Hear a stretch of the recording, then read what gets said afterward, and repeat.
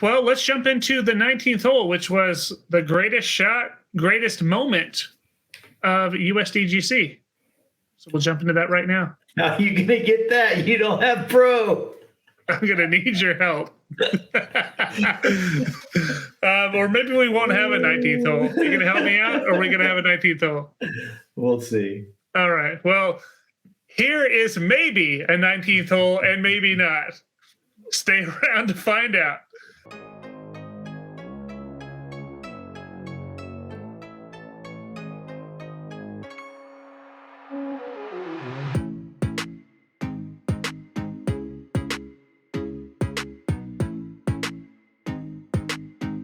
Hello and welcome in to the Players Meeting, a Win Dummies production. My name is Lucas Steele. I'm your host, and here we are in episode number 32. In this episode, we're going to take a peek at a number of things. Throw pink on the women's side and USDGC on the men's side. Can't wait to break down all of the action, some of the player performances, including Paul McBeth, Nate Doss, some things you might not expect. We're going to have a little talk about the Pro Tour Championships coming up this week and some PDGA suspensions and what that means. If you don't remember, you can find us anywhere you get your podcasts. All you got to do is search for the words Win Dummies. Also, check us out on YouTube, Disc and Deals Coverage YouTube to be exact. You can find all of our podcasts there and get to see our faces. You can also comment on our episodes and really engage with us and let us know you're watching. We'd love to see you there. Without further ado, let's bring in the real star of the show, my co-host, the one-time world champ, Chris Smith, a.k.a. Smitty. Smitty, what up, dude? How's it going, dude? Good, good. You know, one of my favorite things is coming in, starting a new episode when you have played a tournament and you took it down again. Number 89 in the books, inching closer to that century mark. That's been the goal. And if you ever look at my PDGA stats, you'll realize that there's not a lot of amateur wins in there. So, yeah, pretty crazy.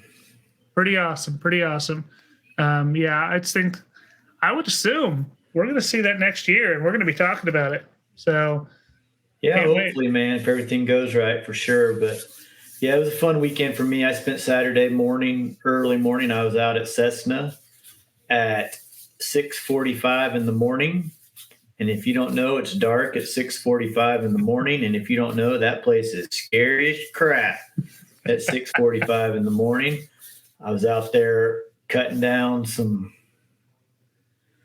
crap that's in the way of one of our fairways, and I got it all cleaned out. And then Mike showed up and some other guys showed up, Daniel Cooey and my boy Sean Smith, who we don't get to see very often. And we moved all the pins, and we enjoyed the first official round at Cessna Champions, and I like where it's headed. Cool. Yeah, I'm excited to check it out. I know we got a big flights event this Saturday. We're going to be playing it, and hope to see a lot of people out there. It should be a grand old time, and kind of the first real type of league that will be out there. So it should be really, really fun. And I know you guys worked really, really hard on it. Well, and we have worked hard, and we're not even close to being done. I mean, this isn't going to be just put out markers and move a few pins. This is going to be an ordeal, and this is going to be something that I think Wichita can take pride in, and I think it'll be a course that'll appeal to a lot of people once we have everything done. It'll be a facility, not a course. So should be pretty cool.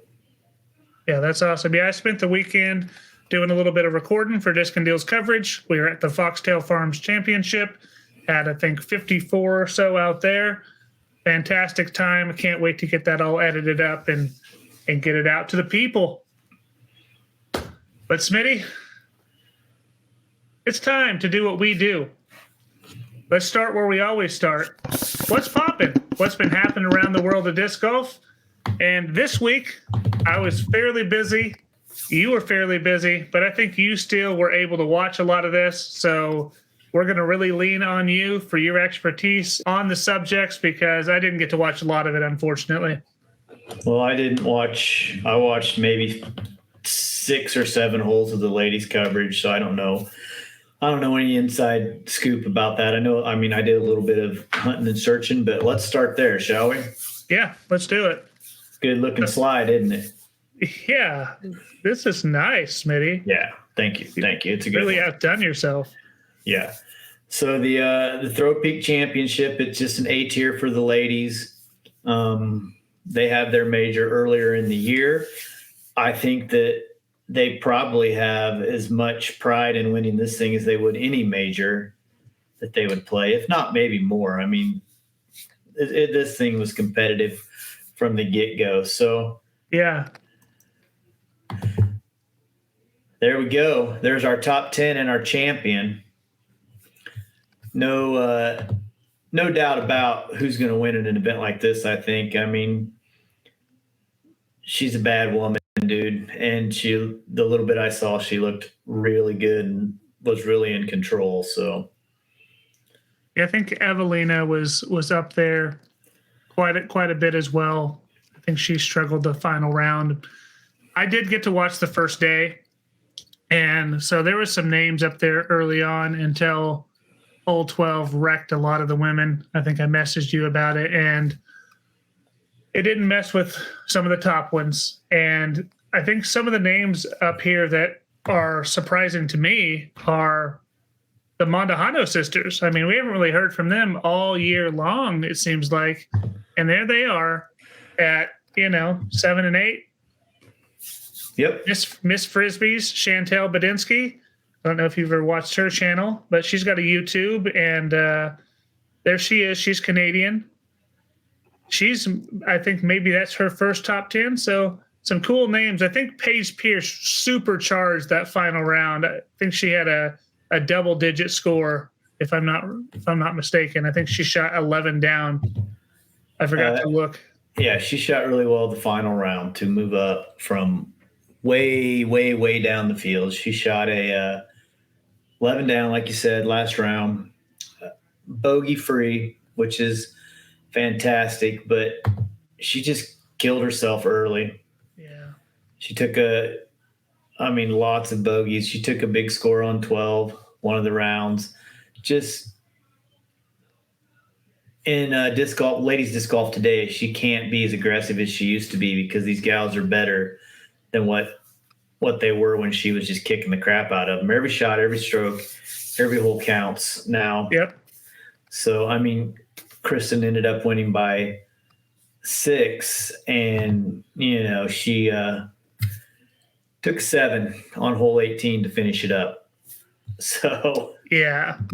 So little deceptive with the score. Yeah, it was a lot more than that, but there's a lot of talking points here. So let's kind of move on from celebrating what we assumed was going to happen. Well, what I assumed was going to happen.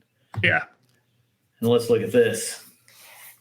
This is just the first 3 rounds before the cut. Round 1, 159 OB strokes for the ladies field. 159. And there was 4 cards that didn't have any stats. Yeah. 137 in the second round and 204 in round 3. My goodness. Yeah, I think it was only a 50 lady field or something like that. It was 51 gals. So, averaging about 3 OBs per lady. So, and I mean, you can dive in on the PDGA stats and see what holes murdered them and what holes didn't and who got slaughtered. But, dude, that's a lot of OB, and the course was probably too hard for most of them, right? Or they're not good enough to play this course, one of the two, depending on how you want to look at it. That's what I was going to ask is, should they be playing that same course? I can't remember. Do they have a different set of tees? They have a few that are different, but some of them are the same hole. I think they just changed the par on the hole. But this place is no joke, dude. If you can't control your disc, you're going to be in trouble. And they sprayed it a little bit, and they paid the price. Yeah, that's crazy. That's a lot of OB. That's, Mm-hmm. I mean, honestly, like I like watching the women, but that doesn't sound like that would have been very fun to watch this weekend. Yeah, So, I could tell you. I didn't watch any of it. 7 holes, I think. So, wow. but this was pretty good. This was great for her, and shocking that she putted this well and didn't win. Yeah, didn't win and didn't even get second. Yeah, she had one. Evelina had one normal for her round putting, round 2, 8 of 16. And then she went round 1, 10 of 12, 6 of 9, and 11 of 11 in the final 9 from circle 1. So that's really good, dude. And I don't know what happened to her. Maybe she just got outplayed in other aspects for once, but that's great for her to putt that well, but bad that she didn't win, I guess. Yeah, I guess I wonder if she got bit by the OB bug. Well, yeah, I'm sure, but let's look at her. The last round is what killed her. She was in the mix. Yeah, I think she only had shot 1 down the final round. Final round, she shot 2 down. She had Ford hole 1, took a 5 on 13, which is a par 4, 5. I mean, she only had 4 bogeys, but didn't get any of the eagles that a lot of the other ladies are getting. And yeah, just didn't score, I guess. Well, it's nice to see that type of performance out of her putting. I mean, I think if she looks at those stats and sees there's only 1 round that she didn't putt that well, I think she'd take that every day. Yeah, we've seen this before, though. She's had other good putting events and then just comes back and lays an egg the next week. But I'm not going to focus on her. I think all the props goes to Kristin Tattar for kicking the crap out of all of them. Mm-hmm. Scoggins for getting in there and scrapping.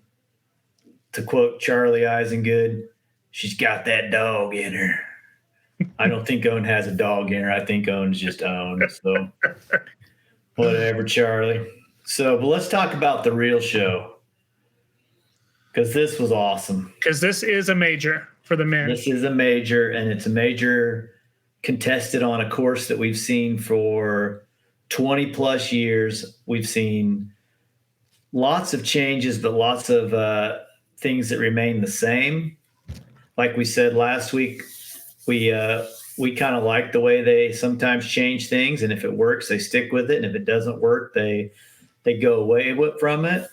They also get away with some things that you can't get away with at any other tournament, like ginormous trees and pots right in front of the fairway, right in front of the tee pad. Yeah. You couldn't do that anywhere else, but they can do whatever they want here. And people, I haven't heard a single complaint. The only complaint I've heard from the event was a tee pad that they put duct tape down on to mark the tee pad to keep people from throwing off the edge. That's the only complaint I've heard from anybody about the course of the event. But as you know, people are just going to moan and groan and find something to complain about. It seems like every single week. So, oh, for sure. No question. And you probably could have guessed it and picked the winner last week. Yep. Gannon does it again. Yep. Got a second major, a second USDGC title. This was his first major. Edged out a charging Calvin Heimberg, man. Vinny gave it a run, had a shot at it. He did. AB finally came back to form. I mean, AB's our hope to keep this dude here from winning everything. Rick, right there again. I mean, Rick's had a heck of a year, dude, but it seems like every tournament he has 2 or 3 holes in a row where he just brain farts, and he had some serious brain farts here at this event for sure. So, but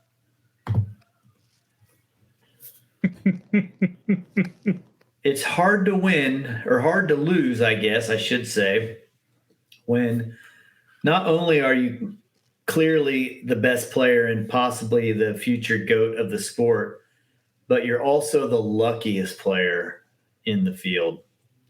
This dude was lucky, man. Hole 5, which is, in my opinion, the greatest hole in disc golf. Long par 5, bomb off the tee, bomb along the water. Third shot goes over the water. His third shot goes over the water, clips the trees on the corner, just barely hits them, redirects and sends it to an inside the circle putt. So I don't think he was going to go out of bounds on this throw, but he wasn't going to be in the circle for sure. He's going to have some meat left on that bone. And when you're putting out there on the end of that little peninsula, oh yeah, every inch you can get matters. So he got lucky there. Goes to hole 6, which is the beach hole. Yep. Throws a low shot, which is pulls it right a little bit and skips out of the tall grass OB and skips over towards the island. He didn't convert on the luck, but to even have a putt. But he stayed safe too. Stay safe and get a 3. I mean, if he goes to the drop zone, he probably cans the drop zone putt, but he did miss from his safe lie, wasted that break, but he didn't waste the 1 on 7. And by the way, these are all in the last round. These are all in the final round. Okay. Yeah. So 7's triple Mando, right? Triple Mando, bamboo hole. He tries to flick it. He flicked it right through that gap the first 3 rounds. Perfect. Flicks it the 4th round. It's a little bit right. As it's coming in, it hits the right side of the opening and bounces through the triple Mando and to the pin inside the circle, which he obviously converts that putt. He's not going to miss 2 inside the circle putts in a row ever. But if that disc is 1 inch farther right, it hits off of that Mando. It doesn't go OB. It doesn't go past the line most likely, but he's not going to be able to bend a putter around there and make it. So there's a 2-stroke swing. Go on to hole 12, which is the bomber off the side of the sports arena there. Mm-hmm. Drops. I mean, AB's throwing this thing farther than any disc I've ever seen go, but Gannon rips one down the middle and once again skips out of the hazard, boop, right just past the drop zone to a perfect location. Another one that could have been a penalty. And then 12 ate some lunches. 12 murdered people, not off the tee on the second shot is what got him. And then the kid goes to 15, saws it off left into the trees. 99.9% of all throws go deep in those trees. You're crawling in there, getting your leg all scratched up, laying out to your side, flicking something out some way, somehow. Not Gannon's. Hits off the trees, bounces out right into the middle of the fairway. I couldn't believe it. And then the one that I didn't put on here was hole 17. Hole 17, he flicks it onto the green. He just knows he has to put it on the green to win, to preserve the win. Puts it on there outside of the circle. This lunatic tries to make it from outside of the circle, about the same range where Paul McBeth putted off of the island and had to re-putt day 1. Oh, my God. Missed it, up in the air, falls short, and he just chips in for a 3 when it very easily could have went out, back to the spot, maybe miss again. Yeah. Could have been a 5 right there. He was holding I think at that point he had a 2-stroke lead. So just another kind of lucky break for not going out of bounds. It's impossible to beat this guy because he's good and he's absolutely lucky. Yeah. I mean, that's 1, 2, 3, 4, 5, and then 6 if you include 17. 6 different holes, and all of those could have been 2-stroke swings at least. Yeah. So, but it's like they say, the better you are, the luckier you get. So, and if you think back, you probably didn't play disc golf in 2015, did you, or did you? Probably early on, yeah. That's when Paul McBeth was on his absolute tear, and it was the same thing. He was the best in the field, and it always seemed like he got every single break he could get coming down the stretch of every tournament. So, I mean, there's probably some truth to the fact that the better you are, the luckier you get, I guess. Yeah. I don't know if that's truth or not. So, well, I'm just going to say, go ahead. That slide is amazing. All right, you did amazing stuff there. Just want to let you know. Yeah, it's a good one. I was going to go in and change the words, but I didn't have time. I mean, it's sick. Then we got the Vin Dog course record. The final round ended up second place. Had a legitimate shot at winning this tournament, really, coming down the stretch. If this hole right here, man, probably the hole that it was early. It was Friday afternoon, but he took a snowman on hole 12. So, and I love this new feature on the scoring app. If you go to anybody's name and click on it, and then you go to the hole and click on it, it gives you a map of the hole and it tells you throw by throw what happened to him. It's awesome. Yeah. It's awesome. So you can see hole 1 was on the fairway, hole 2 out of bounds, drive 2 out of bounds, 4th throw out of bounds, number 6 hit out of bounds and jumped in. It was close. Missed the putt, dropped in for an ocho. Dang. Yeah, that's the one. That's the one that got a lot of people. Yeah, it's hard. I mean, it's hard if you go for it. There's all this room over to the left. It's not hard to go bomb, chip, chip, chip right up to it. I mean, you could get a bogey at worst every single time, I think. So yeah, if you just go up the left side. Yeah, it's just, I mean, yeah, if you don't, because the way they play that OB is if you go deep OB, short OB, it doesn't matter. On that approach, you can either go backwards to the drop zone or you have to take it from the same place that you just threw from. Yeah, nobody's ever going to go backwards to the drop zone. But yeah, it's true stroke and distance. You have to be safe to proceed forward. And what a good idea. I love it. But it wrecked some of the women a lot more than the men. But it definitely got Vinny there, bit him early in the tournament. That's because the women play that same hole and they have to clear that same carry. And they're trying to crush it over and chip, chip, chip. Yep. They either need to get better or have better caddies, probably. Vinny, get out there. Nope, no thanks. I'd be interested to see what Missy Gannon did on it because she's a smart player and Owen probably went around it. Yep. This dude man, he Saturday broke his finger open mid-round. He was gluing the crud out of it all afternoon Saturday. And then this is Sunday, and he blew it. He did some things that you just can't do in the final round of a major and give yourself an opportunity to win. Now, he did some amazing things too, dude. This guy's putter was ridiculous all weekend. He killed it on the putting green, but these 4 holes right here did him in. Hole 7, missed the Mando and missed it bad. He was way right, blew past the entire gate. So go to the drop zone. There's no way of making it from that drop zone. You got to bend it around the corner and, get your bogeys basically is what you're taking. Mm-hmm. Hole 9, out of bounds. This is the one with the big stupid trees in the way. Mm-hmm. So out of bounds, automatic bogey, no way to make the putt. Hole 11. You haven't seen the shot, but when you see it, you're just going to not even believe that Anthony Barella threw that. Hole 11's the long one with the squiggly OB hazard all the way down there. Yep. What did he do? These guys are just bombing it down there past the hazard, landing it 280-foot up shot, making it look like a piece of cake.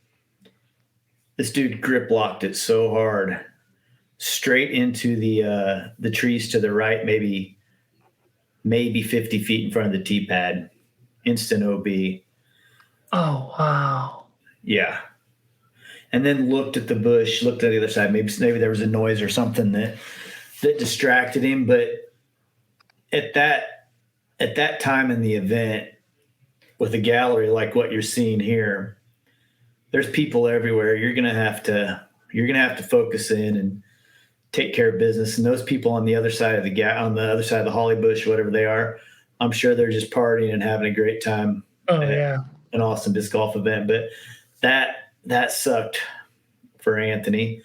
And then on hole 14, dude, just right in the hazard. Did he go forehand? Mm-hmm. Yep. So, there's 4 strokes, and he lost by 2. Yeah. Wow. Yeah. I would say he could play 11, 1,000 more times and not have a drive that bad. It sounds like. Yeah, I think so. I mean, and when you're playing Gannon Buhr, this kid is so under control all the time. He's never going to shoot himself in the foot. And I think he's going to make every putt he ever throws. So he absolutely can't just give strokes away. I mean, I'm looking, Gannon Buhr had 1 bogey the final round. He also missed hole 9. Third round, he had a bogey on 13. Second round, he had 2 bogeys. And the first round, he didn't have his best first round and shot 7 down. But incredible. And just, I wanted Anthony to push it to the end. I wanted to see it come down to 18, but yeah, it really seemed like Anthony was out of it. But he didn't do Anthony of old where he just throws it away. He kept composed, and he ended up birdieing 3 of the last 4 holes to move up the leaderboard and make some more cheddar, and pretty good cheddar at this place. Yeah. They paid. Sure. Gannon Buhr made 30 G's for winning. Yep. I saw that. That's crazy. Yep. A lot of money. Dude, where did he come from? The dude is a phenomenal thrower, and his putt was rocking it, man. Yeah, Drew Gibson. I'll bet that's the highest finish for a Monday qualifier of all time. Yeah, Monday qualifier. We just talked about him, and then he's in the tournament, and then top 10 for Drew, which is next year. He doesn't have to worry about it. He's in next year if you're in the top 10. Which is crazy. I mean, maybe he's just been talking enough trash online that he's like, I need to probably back it up a little bit. Let y'all know I'm still here. But when I think of people that spray, I think of Drew though. He sprays. So to play as well as he did at this course, that's pretty impressive, man. You got to keep it in balance. Yeah, man, there's few people that throw the disc better than Drew.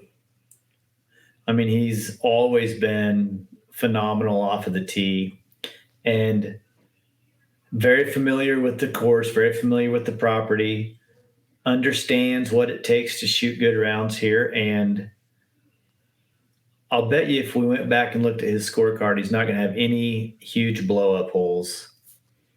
So, I mean, he's got easy distance, so he can throw fairways all over the course, which helps a lot if you're not worried about skipping out of bounds. So that's true. Yeah, that's a good point. He can go slower disc while other people aren't, so that does help him stay in bounds. That's a good call. Yep, and I mean if his putt is on, you better watch out. Yeah, and from outside circle, he can. I like his little stepper he has, or his little jumper, whatever it is. Yep, he's a solid player, man. He's been a good player for a long time. And then what about this dude? Oh, man. Speaking about good players for a long time, 13 years. Yeah. Wow. Won an elite or major event 13 years in a row. Gave it hell this year, came in 10th place. Yeah, never was really in contention for the win. Like when we think of Paul McBeth, we think of pushing for the win. Mm-hmm. But to finish top 10 this year, the way he's been playing he played great at Maple Hill, but other than that, he hasn't done great. So maybe he's trending the right way. Maybe he'll win this Pro Tour Championship. Does that count towards the win? No, right? It's over. He can't. Yeah. He's definitely winless in the season. But man, he had some opportunities this year, and poor guy. He's definitely a little different, right? He's not quite. It's here. Let me ask you this, Smitty. Is Paul still just as good, or is the level has just increased, or has Paul declined a little bit? What's your take? I think Paul's almost as good as he was. I think in the middle of the year, the beginning of the year, he was nowhere near. I think he's currently trending the right direction. I think if there's anybody who's going to put in the work and make the changes he needs to make over the winter, it's going to be this man right here. I mean, this man single-handedly has changed the way disc golf is looked at by a lot of people. He's changed it from a hippie sport to a professional sport. Mm-hmm. He's, in my opinion, the GOAT. I think he has some attributes that I think Gannon Buhr could be potentially the greatest player we've ever seen, but I don't know if Gannon Buhr has the same qualities that Paul McBeth have that make Paul McBeth what he currently is, the GOAT. I mean, this guy's a fiery competitor, professional all the time. Every interview, everything he ever does is professional. He is, man. And that's one way to do it. But you know what? I'm 100% okay with Gannon Buhr doing his quirky, dumb things too that crack me up. So yeah. And I mean, it's his age too, right? He's a younger cat. But I think Paul was never that way. Paul has always, even at a young age, always been like the consummate professional. Mm-hmm. Always.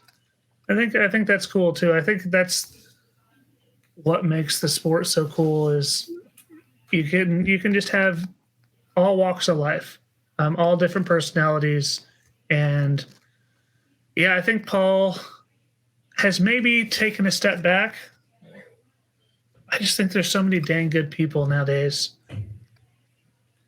Depending on the weekend, man, there's people who any weekend somebody different could win, and we've seen that multiple times this year. But like I said, I think that Paul McBeth probably will do whatever it takes to not have a season next year like he had this year. Yep. I think this year probably lit a fire under him that might make everybody but Gannon Buhr tremble, and Gannon Buhr's not going to tremble. Yeah, I'm excited to see what he does next year. That dude is a bad dude. Here we go. How about Congratulations. That? Yeah, completely unexpected. Well, it was. And last week when we did the pod, I said I don't think he'll cash. And then the next day, the Jomez practice round came out, and I watched the first 3 holes, and it was Nate Doss. He looked like Nate Doss. He threw like Nate Doss. He's so likable, man. He is. He's a fun dude, man. And everything but his commentary is awesome. And he knows that he's not awesome at commentary, and I think he tries to be better. But in that Jomez practice round, this dude is funny. This dude is good at disc golf. This dude's another one like Paul, who's been a true professional the entire time. But yeah, as soon as I watched that practice round, I said on my page that I think he's got a shot at cashing. I knew he wouldn't be pushing for the win or the lead card, but the dude played good, man. Dude, heck yeah. We talked about it. I think he was 107th ranked or something like that. And yeah, and to finish 37th is so much better than than I would have ever imagined for him. And I'm kind of upset I didn't pick him as a sleeper. That would have been a fun sleeper to have. It would have been tough because we don't have any true results. 107. Take it this year. Well, that was on his player rating. That wasn't. Okay, that's fair. So, speaking of past champs, here's all the past champions in the field or of the USDGC. We got King Climo up there, who's won 5 of them, didn't play, probably cleaning up from a hurricane. Yeah. We got Barry Schultz, who's won 3 of them, who cashed at the USDGC this year, 55 years old. Got Dave Fehlberg, DNF'd. Our guy Doss, we just talked about. Nico was on the lead card. He was. And he was playing well. And in fact, I was texting back and forth with Ronnie. And about 4 holes into it, something was said. And I said something along the lines of, yeah, you know that Nico doesn't care if he's not supposed to win. Because this dude doesn't give a crap what's going on. And you talk about fiery competitors. There's nobody as fiery as that dude. For sure. We got Will Schustrick, who won 3 of them and didn't play this year. Brinster started, DNF'd. We got the Beast there, who's won 3 and finished top 10. That's pretty impressive. Yep. We got Big Germ, who won a shortened USDGC 3-rounder. And Nate Doss lays it on him thick in the practice round about that. It is so funny. Finished in 80th place, didn't have his best showing. Nate Sexton, cash, 34th place. There's a guy who can chip and stay safe around that property. It's that guy. Yep. James Conrad, having a terrible year. Won it in 19, didn't cash at this year's. Chris Dickerson, who was finished 15th place. Don't even know if I ever saw him on coverage. Quietest 15th place ever. Gannon Buhr, who won, obviously. My stink, who was really stinking. And then the jerk came in and shot a hot last round to do me in there. What did he shoot that last round? He shot a 9 under. Yeah, no, try again. Was it 500? 500 last round. Wonder what he shot. Seemed that hot. No, good enough though. Yeah. What was his third round? 8 the third round. So okay. He remembered that play. 2 good second. Yeah, he remembered he's Kyle Klein. He's good at disc golf. But we'll talk a little bit more about our picks later, but that's pretty cool, man, to have all but 2 of the past champions playing the event. I'm pretty sure that Fehlberg and Brinster, I don't know what was up with Brinster. I heard Fehlberg's going to have some surgery or something. So they knew they didn't have a chance at winning, but wanted to come and at least start. It's really cool. That is like the only tournament like that where past champions are playing regardless. So yeah, and they're exempt forever, which is really cool and something I feel like the PDGA should do with Worlds. Yeah. Oh, for sure. For sure. So, yep, there's a little look at the past champs. This is interesting. Tell me more, Smitty. I see Jomez. I see Disc Golf Network. Are they parting ways? No. Okay. Nothing like that. Ooh. I don't.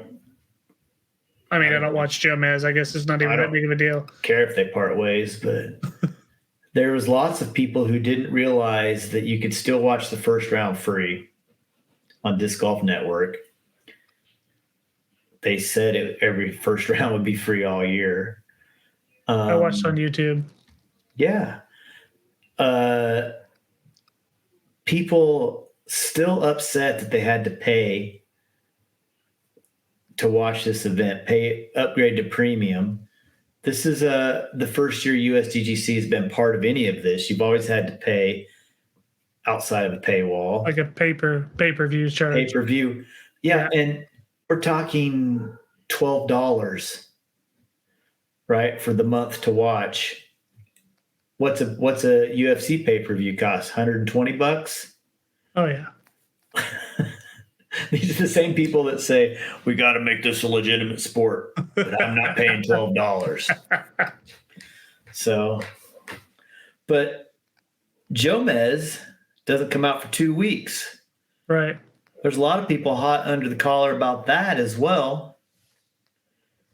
You know what? I've already watched the final round on Jomez. Oh, it's part of the pro package? Yep, and they did a great job of rubbing it in. It's great, man. It's really good. So, because I didn't get a chance to watch all of I kind of watched and kind of listened and kind of slept to the final round yesterday after I got home. But I watched the entire thing in an hour and saw everything I needed to see. So it's on there. It's on Disc Golf Network. It's it is what it is. People that didn't pay their pro subscription like you, left out in the cold. I mean, you can watch the highlights, but it's not the same thing. It's not. You didn't see AB's terrible shot in the highlights. Yeah, you're not going to see the bad stuff. You didn't see Gannon Buhr skip off the top of a hay bale round 3 on hole 14. I did see. You didn't see Ezra Aderholtz throw to the right side of the Mando and try to roll through it and miss it. No, you didn't see any of that. I want to see that good stuff. That's what I'm here for. Yeah, I don't know how you're going to. Nobody's going to go back and watch all. I'm assuming that Disc Golf Network will make the rounds available later. Maybe they won't. Maybe you can't ever watch it. I don't know. Doesn't bother me. I watched it and enjoyed every minute of it. Speaking of Mandos, you said you watched round 1. I did. Did you see Dickerson? I did not. I didn't see the men. I only saw the women. Tell me what happened. Can't believe you're going to watch that when there's this other stuff on that's even better. I had to work the rest of the day. Oh, that's a bummer. Hole 3, the new hole 3. Long bomb off the tee. Roller to or throw to what used to be hole 4. It was hole 3 last year as well, around all the big cypress trees. Yep. Dickerson threw a good first drive, got it way down there. I did see this. Tried to throw a roller to the pin, passed the correct side of the Mando, slowed down, rolled back past the vertical plane, unmade the Mando, made it and then unmade it. What do you think of that? I think this happened when the rule changed a couple years ago. This happened at one of the tournaments where someone got past a Mando, hit a tree, and then it bounced back and made a missed Mando at that point too. And I think it's the dumbest rule ever. I hate it. It's if you go past the Mando, you're past the Mando. That's in the story. It's so stupid that they have this invisible line that goes around the opposite side of the Mando. It's just dumb. It's the dumbest rule ever. Yeah, I hate it too. I think it's so stupid. I mean, you played it correctly. Something weird happened. You're back here. You're not in good position.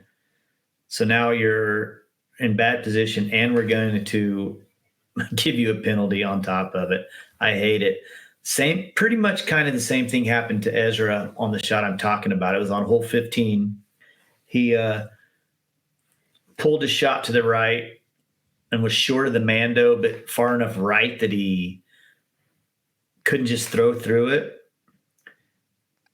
Looking back at it, he probably wished he would have just taken a putter and just chipped it over and then tried to get around the corner. But he was playing pretty well, and he was trying to bite off just a little bit so he was trying to throw a little cut roller through the Mando so he could get out there and then attack and still save his par. But he was early, went to the right of the Mando, hit something like a tree or a branch or something and bounced back. And he didn't come to rest beyond the tree. He hit something past the Mando, bounced backwards, and was still behind the Mando and could have just thrown right through it. Yeah. So once again, this rule hosed him over, and he had to go over to the drop zone, to which he threw a terrible shot, and it killed his round. So yeah, I'm sure they put this rule in because of one situation, one time where they thought it made sense, but this is a very, very dumb rule. It needs to be changed.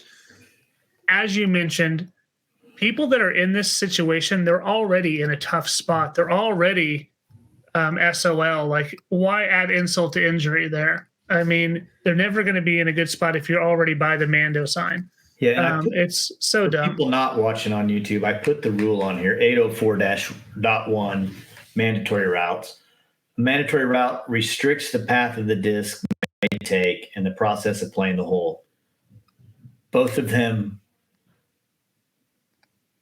did not do that. They went the correct way. They didn't break that rule. Yep. B, the restricted plane is a vertical plane marked by one or more objects or other markers which define the edges of the space. So it's just a line out the opposite way. That's where they both messed up, I guess. Yep. If part of a thrown disc clearly enters into the restricted plane, the player receives one penalty throw.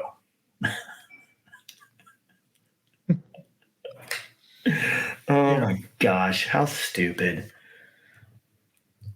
You know what Harvey Barger would make you do? What's unwind that sucker. Unwind? If you miss this tree on the right, you'd have to go up there to where your disc is and come back around the tree and go through there.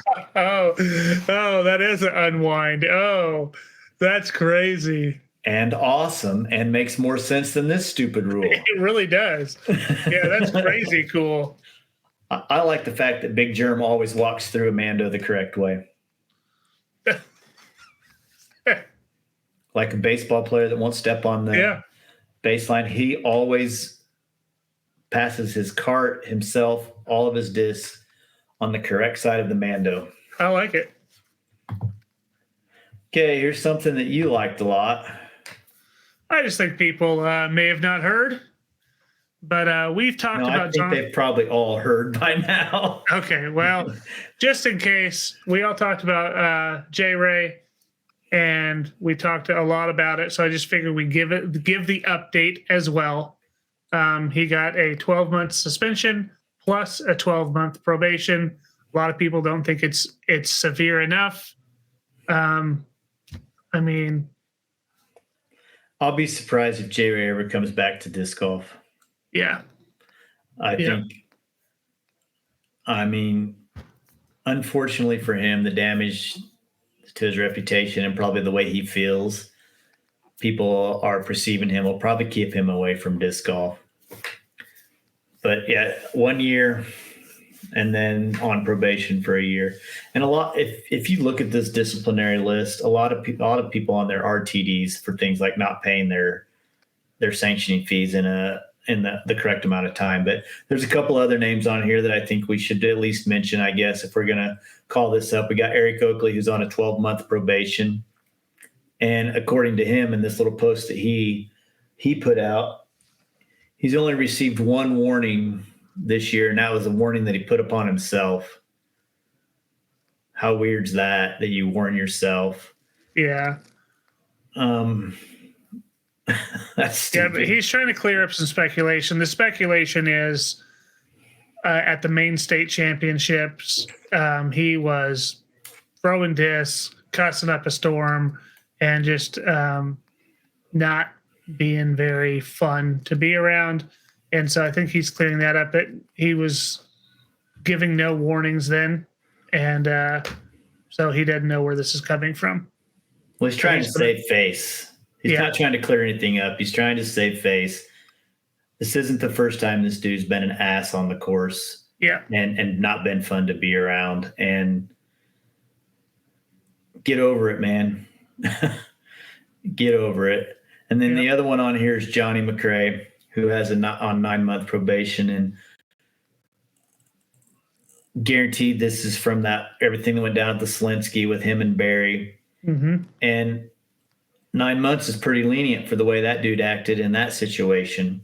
Yeah, I was going to ask you, since you watched that, do you think he deserves more? I mean, I know it's not your call.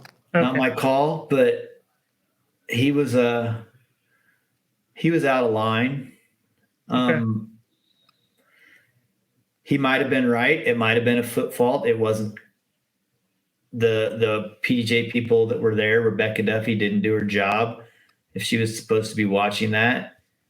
But he was out of control for several minutes there, and is what it is. Yeah. Right. I know that I'm gonna put myself in a situation very kind of similar to what Rebecca Duffy was in here. Okay. Let's say she didn't see it. JohnE McCray reported it. Yesterday I was at the tournament that I went to in Abilene, and somebody told me and somebody messaged me that a player was drinking beer on the course. I don't doubt it, right? PDGA C tier. And I knew that eventually I was going to cross paths with this dude, and I did. And I walked right up to him and I said, "Hey man, you drinking beer? Do you have beer with you?" I do. It's not open. And no. He lied right to my face, right? Do I think he was drinking? Yes. Could I have disqualified him from the event? Yes, without any question whatsoever, right? But I just asked him, "Are you?" And he said, "No, I'm not going to go into his bag. I'm not going to do this," right? So these guys that reported him, they could have been pissed. They could have went off. They could have, there's highest stakes there as there was for JohnE McCray and Barry. No, not nearly. But there we go, right? Yeah. I guess I should have I took the Rebecca Duffy way out, and I didn't just say, "You screwed up, bro. You're out."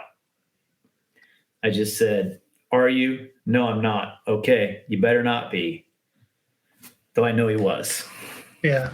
Yeah. That's just a tough situation, and probably very similar to how Rebecca felt in the moment too. But that was another thing where she should have been paying attention. It's not apples to apples, of course, but I understand your point. And I understand how some of those other players could have been very upset, but they acted properly. And I think that's what JohnE could have done, and just swallowed it and played on. It's not easy, man, enforcing these rules. I'll tell you another one that I dealt with just 2 weeks ago at the junior event. A kid and his family were waiting on their hole to start the second round. Another kid whose dad was there with a younger kid was late for the hole. The start of the second round, he was looking for a disc in the water or looking for a lost disc or something. He was lollygagging and he didn't make it to the hole. The third person on that card was with the kid who was looking for his disc, so he was also late. So I get a message, "They're not here. What do you want to do?" And I'm like, "Well, what do you want to do? I can stroke them. I can make them skip the hole, par +4, but you can't play until you have two other people to play with."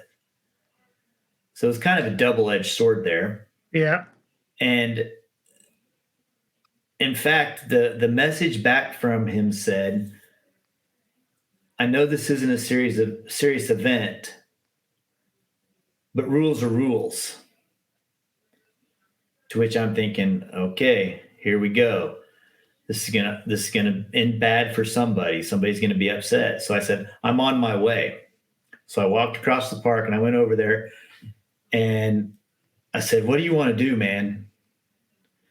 And he's like, "Well, I don't know." I said, "I think we should use this as a learning experience.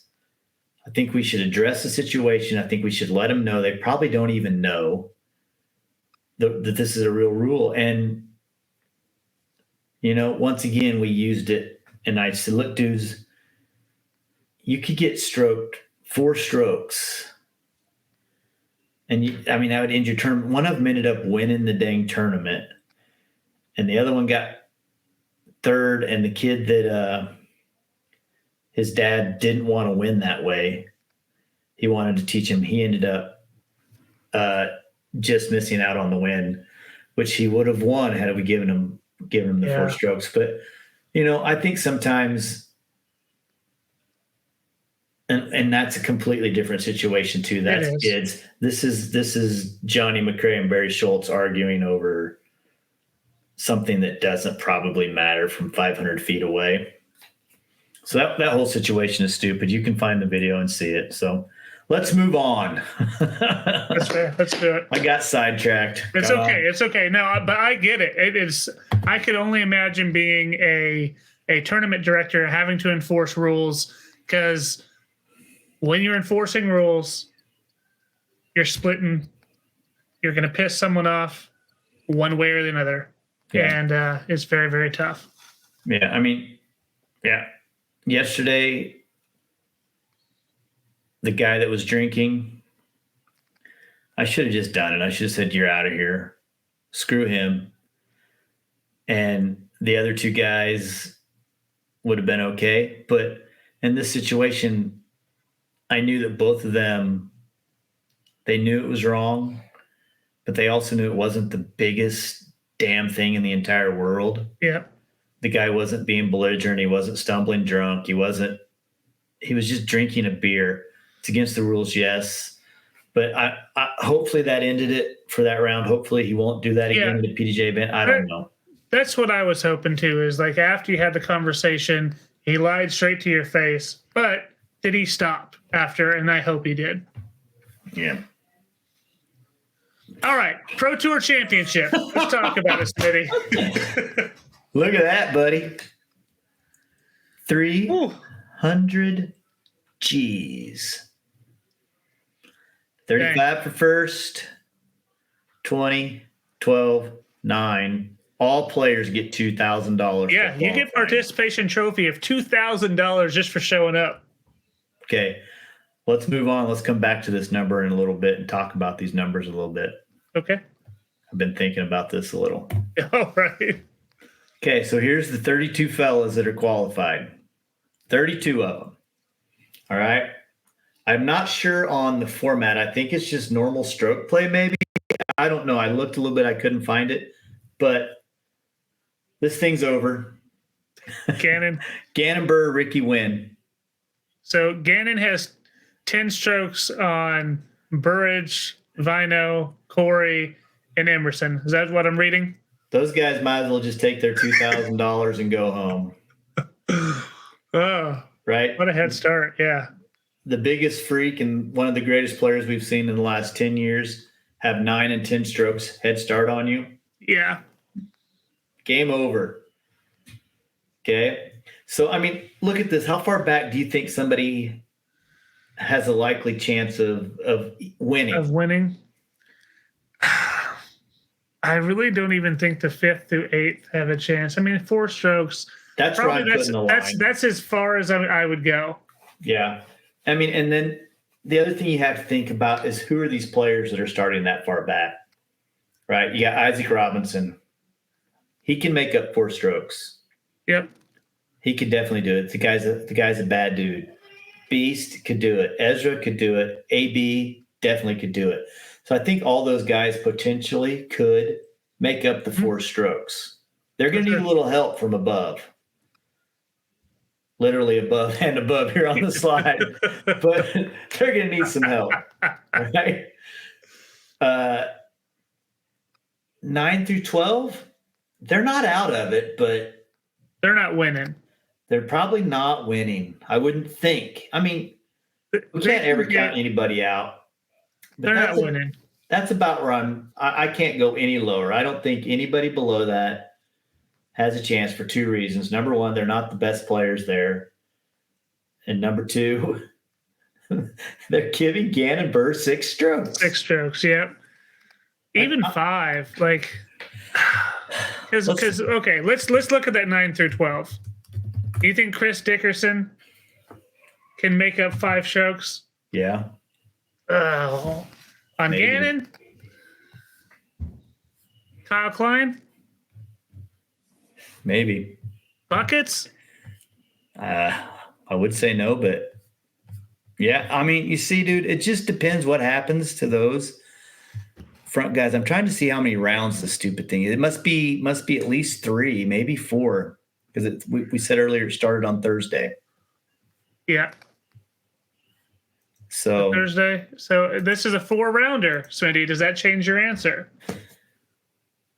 gives them more time, but it also we can't beat Gannon Buhr in 4-round tournaments when we start even with him. Exactly. And the only person that's really scaring him is Ricky.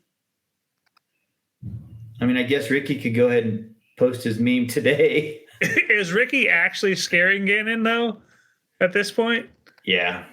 Ricky gets going. I think he scares everybody. Well, I think, yeah, I would say if I'm Gannon, I get more scared of the way the crowd gets behind Ricky. I think that's what, like, because you can feel the energy. It's kind of the same way, like in, a lot of those sports where you have momentum that can really swing one way because of a crowd. And I think that's how Ricky is. So yeah, I could see it. I could see him being a little bit scared, but I'm just going to tell you though, I'm rooting for Gannon because I wanted him to make $200,000 this year. Oh, is this what we were saying? Going back to the money? No. Oh, it's just something completely different. But okay. He's at 176,000 right now. What if he gets second though? He's still going to hit it, right? What was second? Let's look. 176. Nope. He's going to be 4,000 short. Okay, he needs it. To which he'd go play a few other events and get it, I'm sure. Oh yeah. Okay, but yeah, like, I mean, there we go. We'll see how this all plays out, but to me, if you're giving the two best players a head start, it really makes it tough for these other guys. The fact that it's 4 rounds gives them some hope, but I can't go past the Mad Orem crowd there. I can't go past Barella. We'll see. We'll see. Maybe something exciting will happen. I mean, yeah. I mean, I doubt it.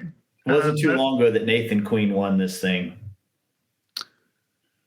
What kind of lead did he have? Was he in the 29th through 32nd? It was a different format format there. So, all right. So here we go. Here's your top 20 ladies. Okay.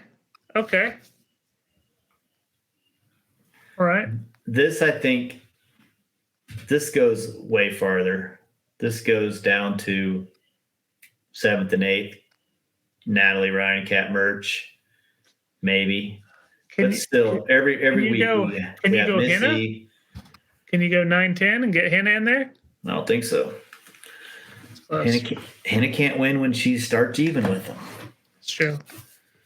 So that Cat's 1-1. Yeah, I don't know. Because it's 5 strokes. Yeah, I think I'm going to stay the same spot. I'm going 5th and 6th. Okay, I don't think it's Ella's not going to win. But Evelina has a chance with 4 only being down 4, just with how well she does off the tee. She's going to have to, because if it's at that same Nevin course that it was last year, that's a hard son of a gun. You're going to have to throw it really well, especially if you can't putt. Well, so let's hope they're giving some of those good putting performances that she did this week. They're giving Big Money Missy a 10 strokes head start on an event that she won last year. Yeah. So No, but here's what I was wanting to go back to. Okay. The way I'm reading this, the winner of both divisions gets $35,000. Second place gets $20,000. Third gets $12,000. Fourth gets $9,000, and then everybody else, it looks like, gets $2,000. Yeah. We already know who's going to win this second and third, right? We know it's going to be Missy, Tattar, and Own. We just don't know their order. Is the way I look at it. And I agree. And there's only 20 of them. Yeah. We're willing to go down, 8 people to Anthony Barella? I am. You're willing to go 12. I'm willing to go farther. And we don't know their order. And there's 32 of them. Why are they getting the same amount as the ladies? Doesn't seem right. Yeah. I mean, overall prize money wise, they're probably the same because all these other dudes are getting $2,000, right? There's $24,000 more in the men if there's 12 more men. So maybe it's even Steven that way, but I don't feel like the winner of the ladies deserves as much as the winner of the men's in this case. Yeah. Yeah, I mean, honestly, smaller pool. But if they you know how this goes, Smitty. If they don't make it fair, someone's complaining about it not being equal. I'm complaining. It's not fair. Well, you're going to get the opposite of it. It's not fair that the men always get paid more than the ladies. That's a conversation that would be had immediately. Of course they get paid more. There's more people playing the event. Yeah. I mean, I do not disagree. But you're not willing to go out on the ledge with me. Hey, I'm looking at you over there on the ledge. I'm like, hey, Smitty, I got a rope for you here. Come on back. But yeah, I'm not going out there. I'm just willing to go down with this ship, I think. All right, let's move on. Let's go look at some. Oh, it's time. Dang, okay. It is time, y'all. So we had a lot of fun last week, and we're going to jump into a new segment, take a look at some picks. Yes, we are. Bum-ba-da-dum! Weekly picks! Let's go, baby. God, I was a little lazy. I didn't have time to go hunting for pictures for everybody, and I couldn't get a picture of Brandon. He had 2 pictures on his Facebook page, one where he was half naked jumping off of some stupid little thing that was 3 foot out of the water, and he looked like a little bitty kid scared to jump in.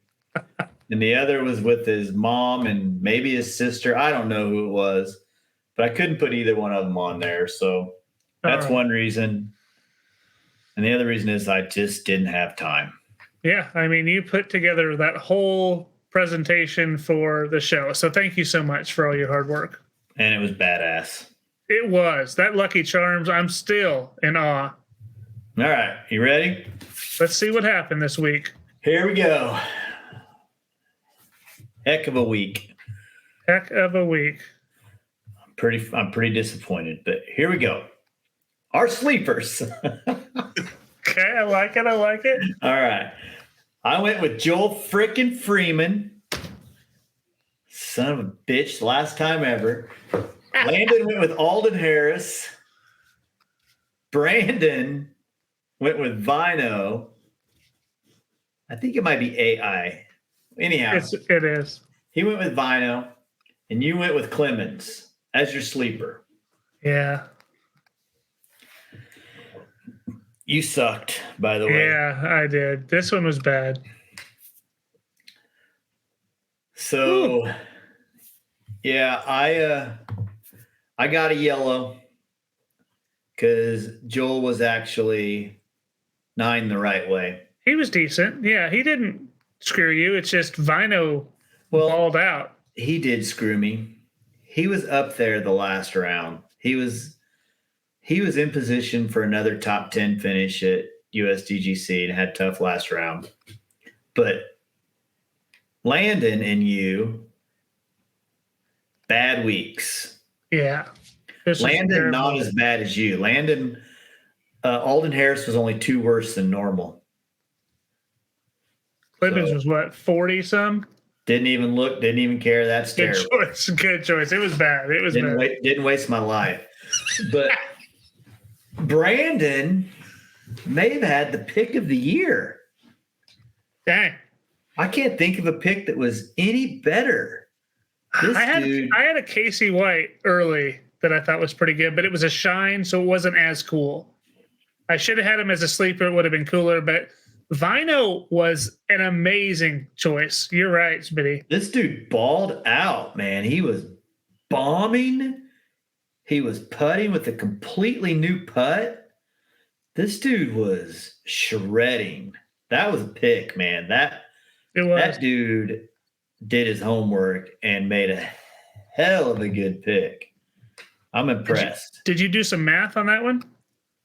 No, I didn't care. He smoked. I was just going to say it had to have been incredible. Well, the fact that I was only 9 better, it didn't matter because that. Yeah. Ridiculous. Awesome pick. Congratulations, Brandon. And one of the best we've seen. Chris Clemens, sorry, bro, that Lucas picked you. Honestly, it didn't do anything. I was trying to help you out. You've sucked all year. So if I was on my other slides, there'd be a big old curse there. Faux shizzle. Mm-hmm. Our stinks. All right. Oh, brother. I went Kyle. These knotheads went Ezra Robinson. You went Cole. And I can't believe what I watched. He remembered he's Cole at USDGC. You have no idea. You have zero idea of what happened. None. Tell me. I want to just take it all in. I'm going to. Okay, so how did it play out? Kyle came back the last 2 rounds, unfortunately, to save his day. Ezra sucked. For Ezra, for sure. And Cole, I couldn't give you the red, even though he missed the cut. Because that's what you want out of a stink. My guy didn't even make the cut. You got to give me a green. Your dude was in the top 15 after 2 rounds. Your dude had a chance to make the cut on hole 18 of round 3. This idiot, all he has to do is lay up and drop it in, and he makes the cut, and he plays the final round, and he moves up, and he makes a lot of money. This Dilrod tried to make a putt, hit a tree, it looked like it nicked a tree leaf, hyzered, airballed, went into the lake, missed the comebacker and the cut.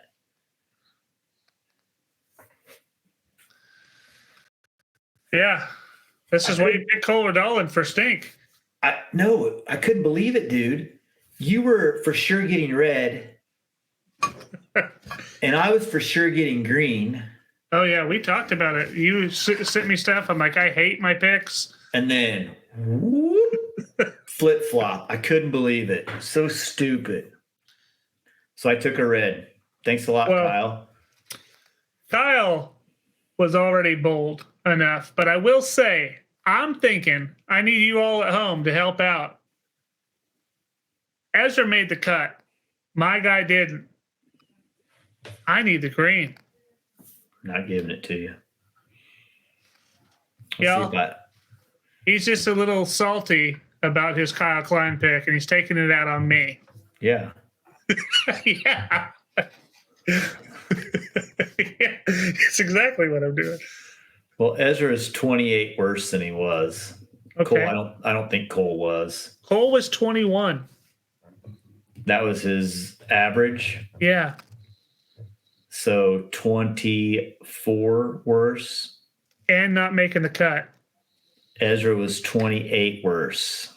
Made the cut. 28 worse. Not giving it to you, Lucas. I didn't have an opportunity for him to suck more because he didn't make the cut. He probably wouldn't have. Here we go. What a flipping week, man. What is this going on in your background? This is your shine? Those are happy cheerleaders. They're cheering for you. Okay. I need something to cheer me up. All right.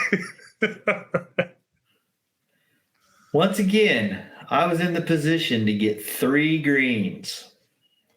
I was feeling this, dude.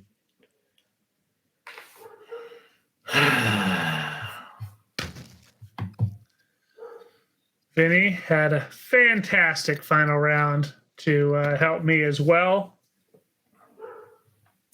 And my dude, Rick. Oh, I flipped the wrong slide. My bad. It's okay. I'm just so distraught. My dude, Rick, trying to do things to win the tournament again, pushing too hard.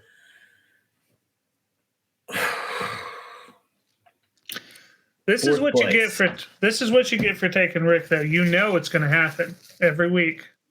You know that's my dude. Happen. That's my dude. But can we just talk about Brandon's performance here? If I don't get the green here, well, you would have got the green. But I'm just saying, Brandon with 2 greens and a yellow in his very first performance. Oh, you even did it. Yeah, that's pretty impressive. So I get the loss. Last place. No. Yes. Landon's last place. Landon has a green. But he has 2 reds. Don't care. All right. If you wouldn't have lost that bad. Terrible week, man. Had the best picks. Yeah. Worst week. Honestly, you were messaging me both Friday. No, what was it? Yeah, Friday and Saturday. And you're just like showing me the picks. You're letting me know how bad I was. And then I didn't hear anything from you on Sunday. And I knew some things had changed. I was busy dealing with drunks at a disc golf course. Okay. All right. That's fair. That's fair. He wasn't drunk. If he'd have been drunk, I would have booted his ass. Oh, I got quick cussing. All right. I think that's it. That's it. We have. Hang on a minute. We're never inviting Brandon back. We're never inviting Brandon back. Why? Because he did well? Yeah, he's too good. I liked it. I think we got to get him on for another one. Unlike you, Lucas, I don't like losing. I mean, I'm just used to it. I don't like it. It's just normal for me. Just you and me from now on, kid. All right. Well, Smitty, we have basically one more episode until we wrap up for the year. It'll be our 33rd episode, which is pretty crazy to think about. We got to do like something crazy, right? You might wrap up. I'm willing to keep going. I might do my own if you're out. I'll talk. What are we going to do? We'll find something. Okay. Well, then we're not done. We'll figure out something to do. We'll figure this out. Maybe some speculation. Winter. We're going to be bored. There's going to be stuff to talk about. Speculation. That's all I ever want to talk about. Where people are going. You'll be happy then. Okay, let's talk about that. There'll be stuff out there.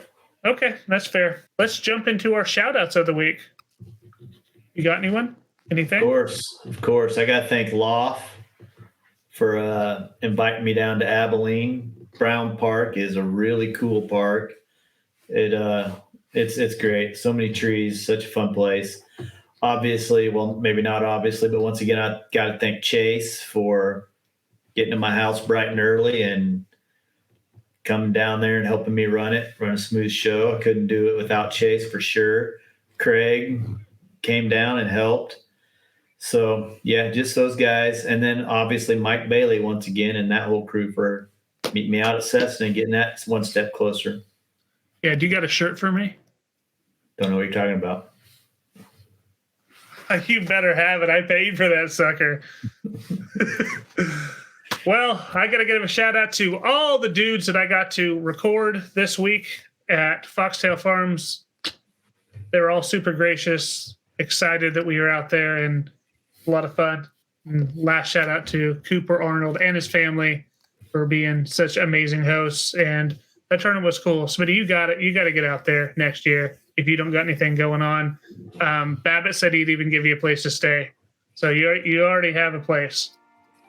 All right. So I just want him to pay me my $2. $2? Big bet. Sounds like it. You guys, high stakes.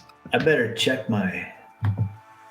Hang on a minute. Let me check these stats. I might owe him $2. Oh. But I'm pretty sure if I owed him $2, I would know. Let's see. 34. Oh, he owes me $2. All right. All right. You want to tell us about it? I gave him Paul McBeth in 10 strokes.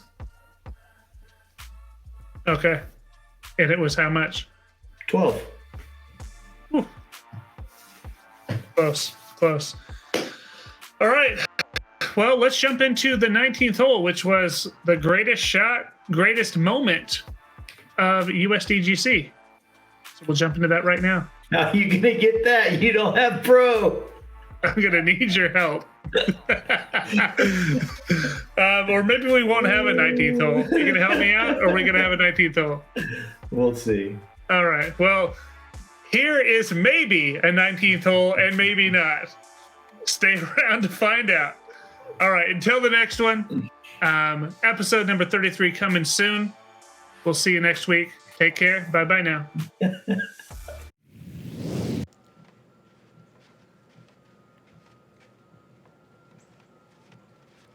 Great shot of the crowd here. Gannon sawed this off a little. Oh, that's nice. Come on, man. That is nice. Catches the bamboo and kicks forward into the middle. Heiser does one thing a little bit. Make a correction. Yeah. It drags the other way.